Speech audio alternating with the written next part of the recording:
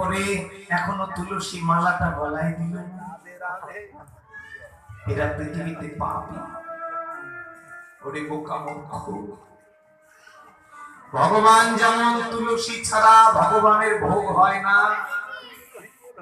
আপনি একটা প্লেটে আপনি ভাত রেখেছেন, ওটা ভাত, কিন্তু পাতা দিয়ে দিলে কি হবে রে মা? নিবেদিত প্রসাদ।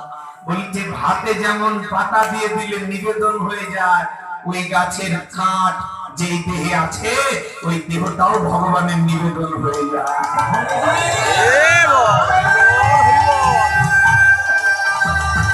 যারা কলিযুগে জন্মে, যারা মানুষ কুলে জন্মে তুলসী মালা পরল না, তুলসী গাছে জল দিল না, তুলসীকে প্রণাম করল না, তুলসী গাছের মালা যত্ন করল না, এই দেহে কোন সেবা ভগবান গ্রহণ করবে?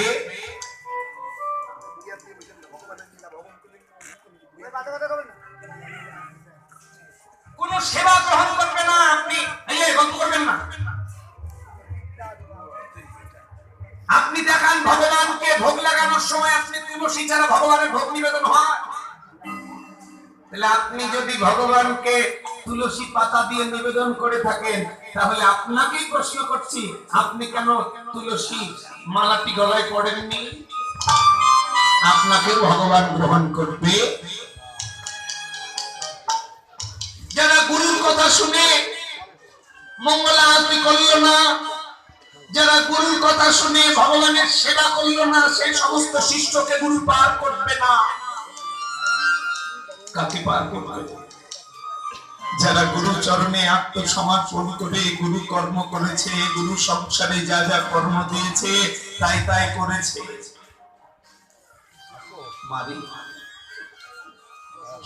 সংসার করবেন কিন্তু অহংকার নয়।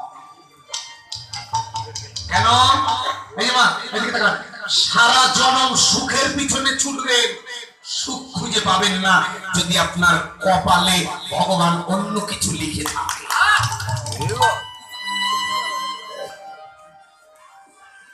এই যে গত কয়েক মাস আগে ঢাকা গেলাম কীর্তনে, বিশিষ্ট একজন ব্যবসায়ী, কোটি কোটি টাকার মালিক, এক দিদির বিয়ে দিল তার সঙ্গে। কোটিপতি জামাই পেল বলে শ্বশুরের অহংকার। ওই মেয়ে গ্রামে সে কারোর সঙ্গে কথা বলে না, এত অহংকার তার টাকার হয়ে গেল। একটা ছেলে আর একটা মেয়ে হলো, অমনি হঠাৎ করে তার স্বামী ব্রেন স্ট্রোক করে প্যারালাইসিস হয়ে গেল। টাকার অহংকারে কাউকে কিছু না বলে অস্ট্রেলিয়া, জাপান, আমেরিকার ডাক্তার দেখিয়ে সবাই বলেছে বাকি যে কটা দিন বাঁচবে বিছানায় পড়ে থেকেই মরতে হবে।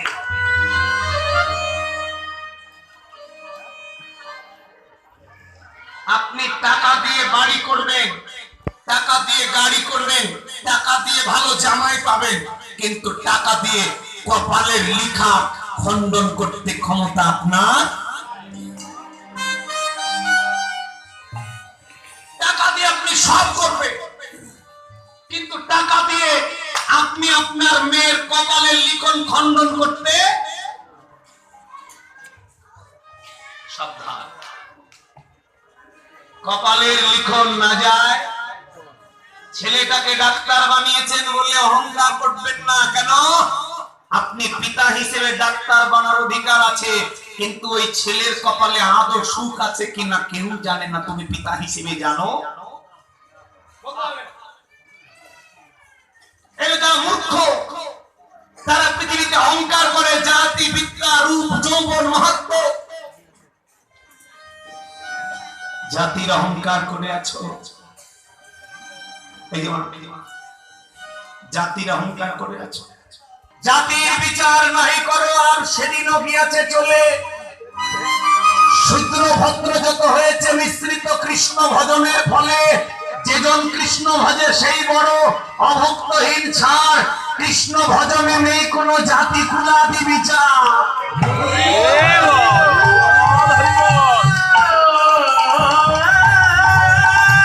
কি হবে বর্ণ কুলের মা? কি হবে বড়, কি হবে যাতে জামা? এদিকে দেখা, শিমুল ফুল দেখতে কত সুন্দর,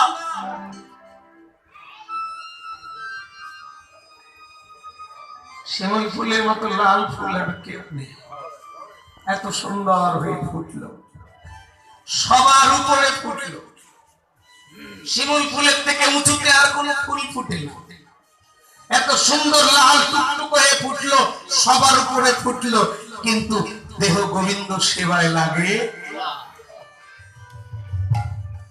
আপনি সুন্দর হয়ে জন্মেছেন, শিমুল ফুলের মতো রূপ পেয়েছেন, কিন্তু দেহ যদি গৌর গোবিন্দের সেবায় না লাগে, তাহলে ওই শিমুল ফুলের মতো ফুটবেন আর ঝরে পড়বেন। পরের জন্মে পায়খানার পোকা হয়ে জন্মিতে হবে। মানব জন্মে যদি অহংকার করে মরে,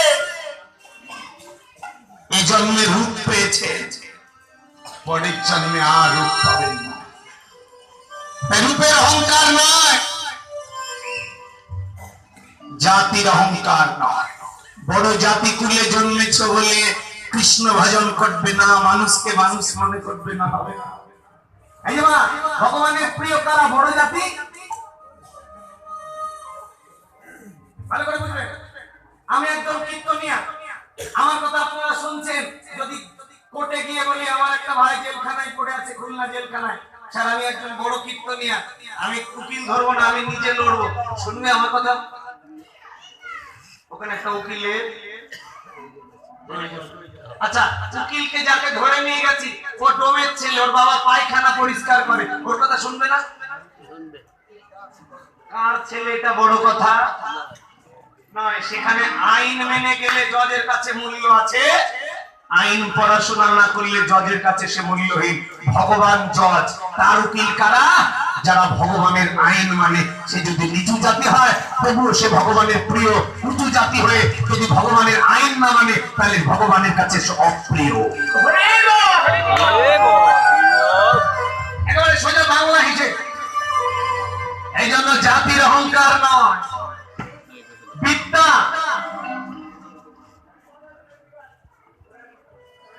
সামান্য একটু পড়াশোনা ভালো হয়েছে বলে পাড়াতে এসে মানুষের সঙ্গে কথা বলো না, মূর্খ কথা। ভালো ভালো মেধা দিয়েছে কে? তুমি নিজে। ওই মেধার মালিক কে? অনাদির আদি গোবিন্দ, সর্ব কারণের কারণ। তোমাকে মেধা দিয়েছে বলে তুমি মেধাবী। তুমি একটু শিক্ষিত হয়েছো, শিক্ষা অর্জন করেছো বলে অহংকার করবে। মৃত্যুর পরে 80 বছর পর যেদিন তোমার মৃত্যু হয়ে যাবে, সেদিন যদি চিৎকার করে বলো আমি বিসিএস ক্যাডার ছিলাম, আমাকে ক্ষমা করো, আমার দুটো ছেলে বিসিএস ক্যাডার, আমাকে ক্ষমা করো, ভগবান ক্ষমা করবে? করবে ভাই? তাহলে ওই দিয়ে ভগবানের চরণে জায়গা হবে না, ওই দিয়ে ভগবানের কাছে জায়গা হয় না। তাই বিদ্যার অহংকার করো না।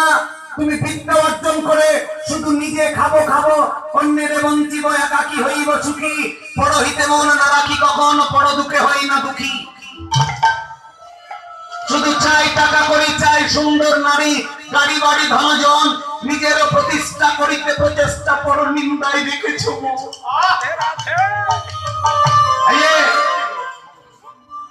বিদ্যা অর্জন করে একদিনও গীতাকে খুলে দেখলে না, মূর্খ তুমি। বিদ্যা অর্জন করে চৈতন্য চরিতামৃত অবিনিময় চরিত করলে না, মূর্খ তুমি। আজ সমাজে যারা ধর্ম নিয়ে খেলছে, আজকে সনাতনকে যারা নিচে ফেলে দিচ্ছে, তুমি বিদ্বান হিসেবে তোমার কাজ কি? গ্রন্থ পড়ে মূর্খ মানুষ যারা বিদ্যা অর্জন করতে পারেনি, গ্রন্থের কথাগুলো তাদেরকে শ্রবণ করাও। তোমাকে কোনো ধর্ম করতে হবে না, তুমি গোবিন্দ চরণ প্রাপ্তি হয়ে যাবে। তুমি বিদ্যা, জাতি বিদ্যা রূপ যৌবন, রূপ পাঁচটি অহংকার, জাতি বিদ্যা রূপ যৌবন মহত্ব। তাহলে জাতি বিদ্যা রূপ, আজ তোমার রূপ আছে, 50 বছর পরে রূপ থাকবে না। তাহলে ওটা তোমার নয়। ওই রূপ আজকে চর্চা করে ভগবানকে ভুলে যাচ্ছ, রূপ চর্চা নিয়ে ব্যস্ত আছো। যেদিন তোমার গীতার 2য় অধ্যায়ের 13 নম্বর শ্লোকে বললেন, দেহন হস্মিন যথা দেহে কৌমনং যৌবনং জড়া তথা দেহান্তরপ্রাপ্তির ধীস্তত্র নমজ্জতি। হে পৃথিবীর বোকা মূর্খ মানুষ, তুমি যে রূপ চর্চা নিয়ে ভগবানকে ভুলে গেলে, ওই রূপ তোমার নয়। বাল্যকাল যৌবন কাল পেরিয়ে তোমাকে বার্ধক্যকালের স্বাদ আস্বাদন করতে হবে। পৃথিবীর কোটি টাকা দিয়ে হলেও ওই রূপ ধরে রাখতে পারবে?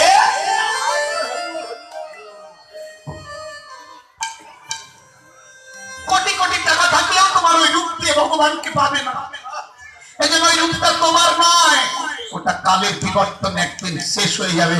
সেদিন যদি চিৎকার করে বলো, পৃথিবীতে আমি সবচাইতে সুন্দরী ছিলাম, আমি গ্রামের মধ্যে সুন্দরী ছিলাম, আমাকে ক্ষমা করো প্রভু, সেদিন তোমায় ক্ষমা করবে? এই জন্য রূপের অহংকার নয়, জাতি বিদ্যা রূপ যৌবন। এই যে যৌবন পেয়েছ বলে মন্দিরে যাবে না, যৌবন আছে বলে তুমি কিছুই হবে না, মাস্তানি করছো ভগবানের সঙ্গে, মন্দিরে প্রণাম করবে না। যৌবন আছে বলে বাবা মার সেবা করবে না, যৌবন আছে বলে বৈষ্ণবকে প্রণাম করবে না, যৌবন আছে বলে তুলসী মালা দিবে না, যৌবন আছে বলে একাদশী করবে না, একাদশীর দিন ভাত খাবে, মাস্তানি দেখাবে। ভগবান বলতে খা, 80 বছর খেয়ে নে,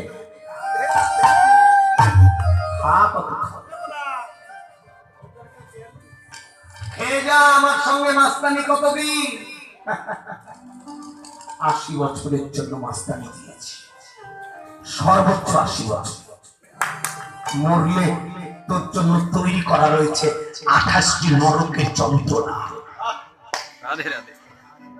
চিৎকার করে কাঁদবে, আমি বড় মাস্তান ছিলাম, আমি যৌবনধারী শক্তিশালী পুরুষ ছিলাম, একাদশীর দিনে তুমি ভাত খেয়েছো, খেয়ে যাও বাবা সোনা, তোমাকে ক্ষমা করবে না ভগবান। যৌবন আছে বলে তুমি মন্দিরে যাবে না, যারা মন্দির করছে তাদের তুমি নিন্দা করছো পুরুষ, ক্ষমা পাবে না। মাস্তানি করো কিন্তু ভগবানের সঙ্গে নয়। এই জন্য যৌবনের অহংকার, পোকা লেগে যাবে ওই যৌবনে, ভগবান এমন শাস্তি দেবে ওই মাস্তান যারা যারা যৌবনের অহংকার পেয়ে মন্দিরে গেল না, যারা যৌবন পেয়ে একাদশী করলো না, যারা যৌবন পেয়ে বৈষ্ণব চরণে প্রণাম করলো না, পোকা লেগে যাবে ওই শরীরে, বিছানায় ফেলে রাখবে, পায়খানা করে দেবে, বিছানায় প্রসাদ করে দেবে, ওই গতিটা থামাতে পারবে না, এমন গতি কেড়ে নেবে, নিজের মলমূত্র নিজের বদনে তুলে দেবে, এই জ্ঞানটুকু ভগবান কেড়ে নেবে তোমার সাথে। এই জন্য যৌবনের অহংকার, যৌবন তোমার নয়, ওই যৌবন কৃষ্ণ বলা, হরি বলার জন্য। এই জন্ম পেয়ে তুমি হরি বললে না, এই জন্ম পেয়ে তুমি কৃষ্ণ নাম করলে না। এই জন্য পণ্ডিত জাতি বিদ্যা রূপ যৌবন মহা, পণ্ডিতের অহংকার করো না। তাই তো আজকে মহাপ্রভু অহংকারী মানুষগুলোকে ডেকে ডেকে বলেছে, একবার আই ফিরে আই, বেলা ডুবে যায়, বেলা ডুবে যায়,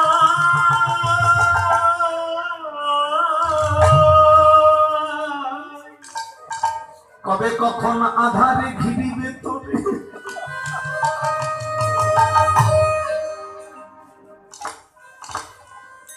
থাকতে বেলা করিস না হেলা, যেতে হবে ভব পারে, চুরাশির পর পেয়েছ স্বাধীন মানুষ,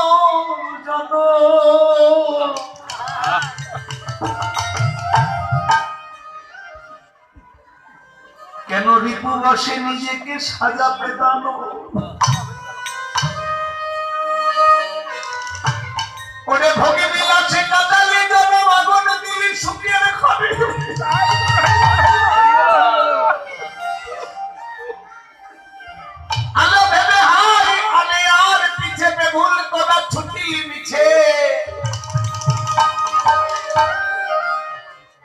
বিষয় বিষে হারালি দিশে বাধা রইলি মায়া কাল কাটালি ভাঙা নদী বাইয়া যে জন্ম পাওয়ার জন্য দেবতারা কাঁদছে এমন হরিবালা কৃষ্ণবালার জন্ম পেয়ে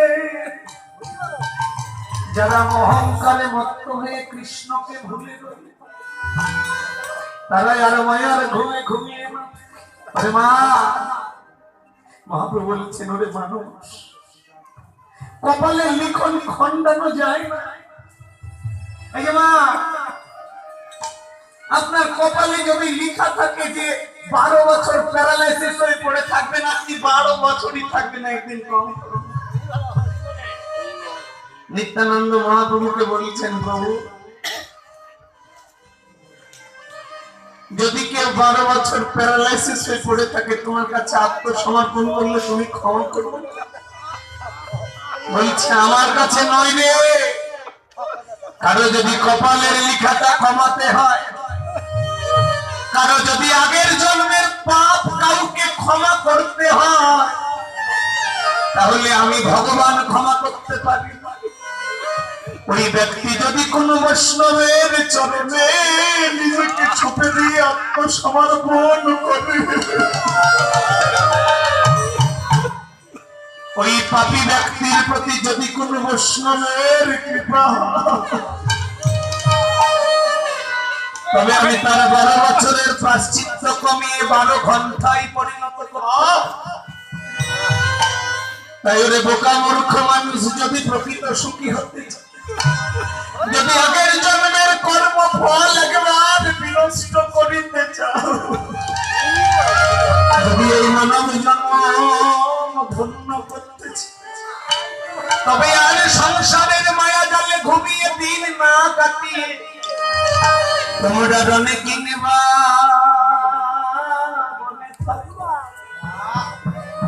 একেবারে বদনে হা কৃষ্ণ বলে ডাকো আর মানব জন্ম যদি ধন্য করতে চাও একেবারে পারো যদি তোমরা বৈষ্ণবে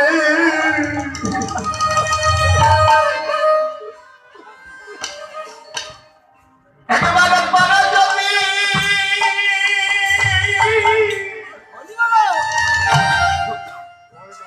একেবারে বৈষ্ণবের সঙ্গ করো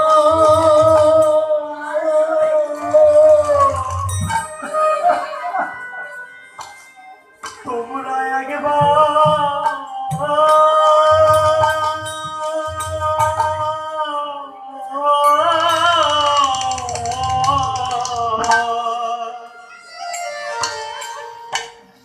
একবার পারো যদি বৈষ্ণবে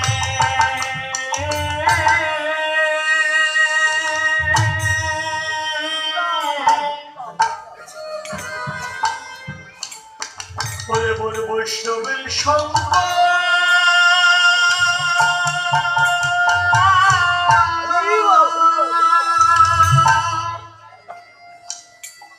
সঙ্গ করা করো করো রে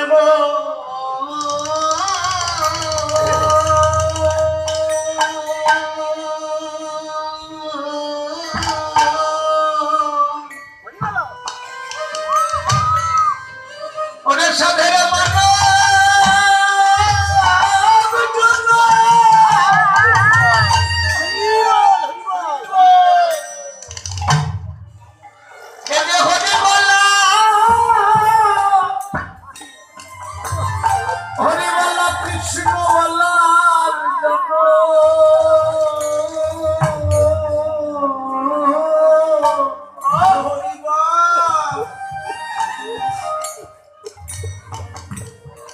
এই জন্মে তোমরা পারো যদি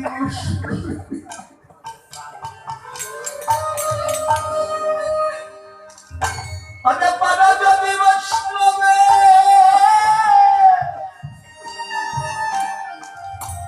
একেবারে সঙ্গে পারো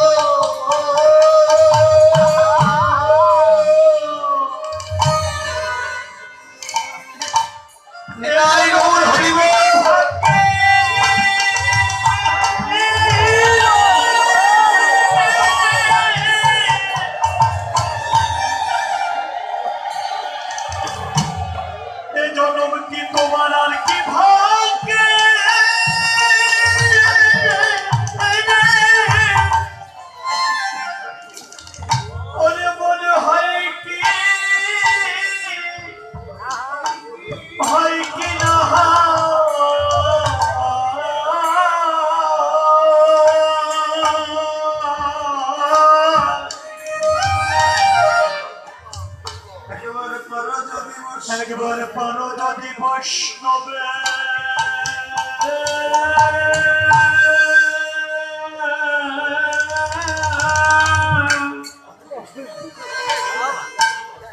ওরে বলু সঙ্গ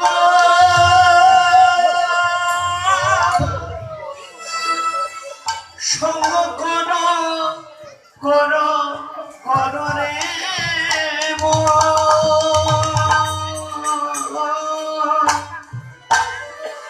কত সাধনা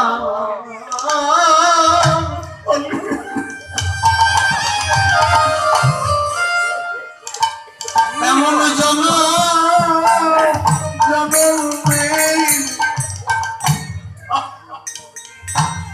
একবার জনম ধুলি মেখে জানো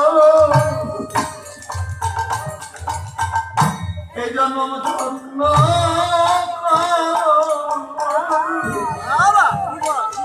কত সাধনা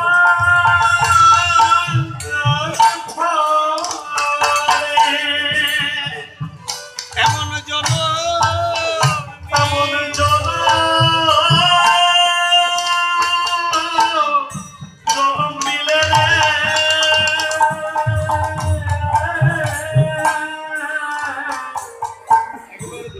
একবার বৈষ্ণব চরণে ধুলি মেখে অঙ্গ এবার জনম ধন্য চরণে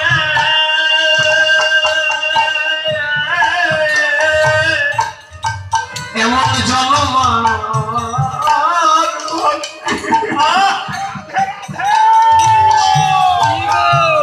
এমন জনম আর হবে হবে না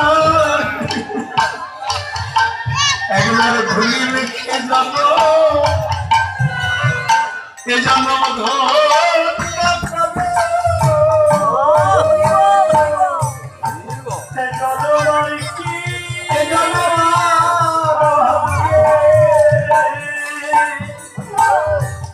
তোমার হবে হবে না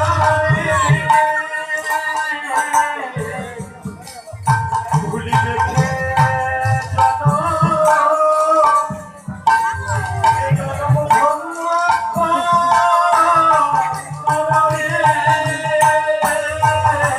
আরে কত সাধনা বলে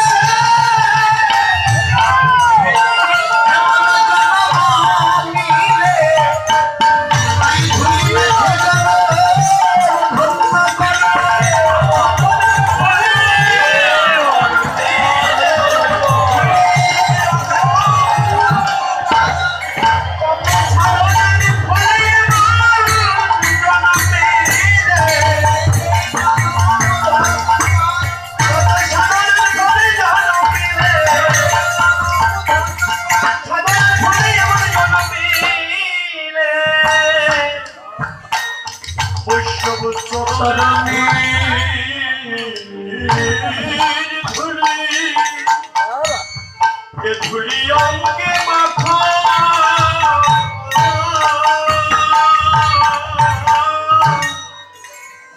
এই জন্য মারে কেউ জানে না কার কপালে কি লেখা আছে কেউ বলতে পারে না এই জন্য কপালের লিখন যদি খণ্ডাতে চায় এ মানুষ যদি সুখী হতে চাও সংসার জীবনে তবে সংসারে ধর্ম করে সংসার করো শুধু সংসার করো আরে সংসার জীবনের পাপ মানব জীবনের পাপ গুলো ক্ষমা করতে পারে একমাত্র বৈষ্ণবের প্রার্থনা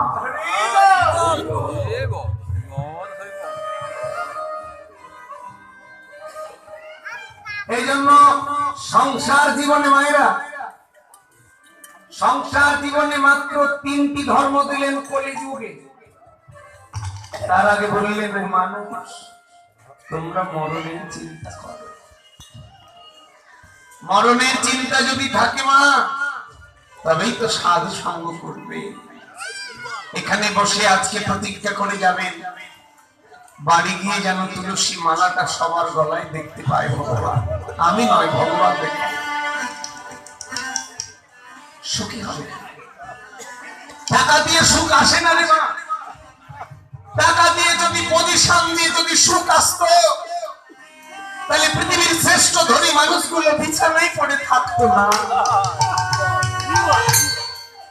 টাকা আছে বললে, রূপ আছে বললে অহংকার করবে না। এই জন্য একজন বৈষ্ণব কবি একটি ভজন লিখেছেন মানুষকে উদ্দেশ্য করে। আমার ভোগ বিলাসে